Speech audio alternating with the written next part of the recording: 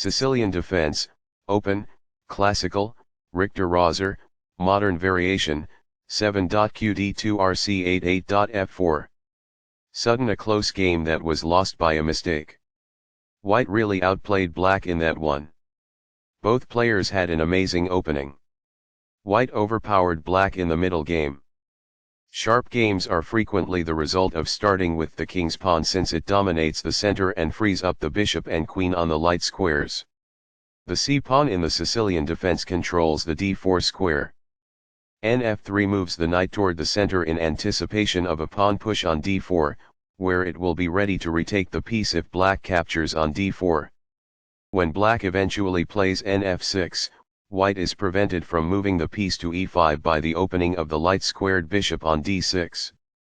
d4 offers to trade the d-pawn for the c-pawn, giving up a center pawn for more active pieces. Cx d4 gives black 2 central pawns versus 1 central pawn for white. Nx d4 recaptures the pawn and activates the knight in return for having 1 central pawn versus black's 2 central pawns. Nf6 develops the knight toward the center and attacks the undefended e4 pawn. Nc3 defends the e4 pawn and starts to develop on the queen side. Nc6 attacks the d4 knight and supports the e5 square. Bg5 immediately attacks the knight on f6 and prepares the possibility of queenside castling. Bd7 develops the bishop and supports the knight on c6. Qd2 develops the queen, supports the bishop on g5 and prepares queenside castling. Rc8 activates the rook on the half-open c-file. f4 gains kingside space and protects the bishop. It is a fair deal after all captures. Backs off. This pins a knight to the king. This is an equal trade. Recaptures. This threatens to win a knight. The bishop is ready to be developed to an active square. This is the only move that works. This prevents the opponent from being able to win a knight. Castling gets the king to a safer square, out of the center of the board, while also developing a rook. Castling queenside tends to be more active because the rook is closer to the center. This moves the bishop to a more active square, making it gain scope. An interesting move, although not technically the best. It is the last book move. This maintains the balance in material with a good trade. This is the only good move. It is a great move.